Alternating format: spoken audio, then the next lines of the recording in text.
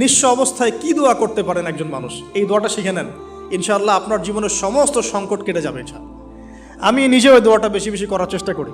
দোয়াটা হচ্ছে, মুসা আলাইহিস সালাম একটা গাছের নিচে হেলান দিয়ে বসলেন, বসে দেখলেন দুইজন মেয়ে দাঁড়িয়ে আছে দূরে, পানি নিতে পারছে না, লোকজন পানি নিয়ে যাচ্ছে, ওরা দাঁড়িয়ে আছে বেচারি। মুসা আলাইহিস সালাম গিয়ে বললেন, কি সমস্যা আপনাদের? এটা নিয়ে আপনারা আবার মেয়েদের সাথে কথা বলার চেষ্টা করেন না, ঠিক আছে? তো মাহারাম গায়রা মাহারাম মেনে চলে।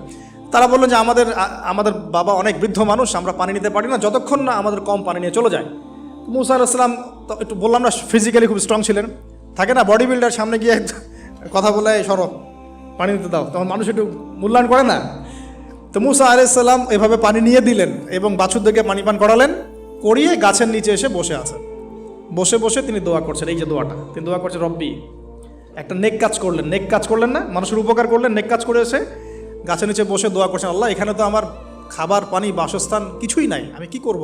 রব্বি ইন্নি লিমা আনজালতা ইলাইয়া মিন খায়রিন ফাকির, রব্বি ইন্নি লিমা আনজালতা ইলাইয়া মিন খায়রিন ফাকির। আবার বলেন, রব্বি ইন্নি লিমা আনজালতা ইলাইয়া মিন খায়রিন ফাকির। অর্থ হচ্ছে, হে আল্লাহ, তুমি তোমার পক্ষ থেকে আমার উপরে যে নেয়ামতগুলো দিবে, আমি এর জন্য ফকির হয়ে বসে আছি।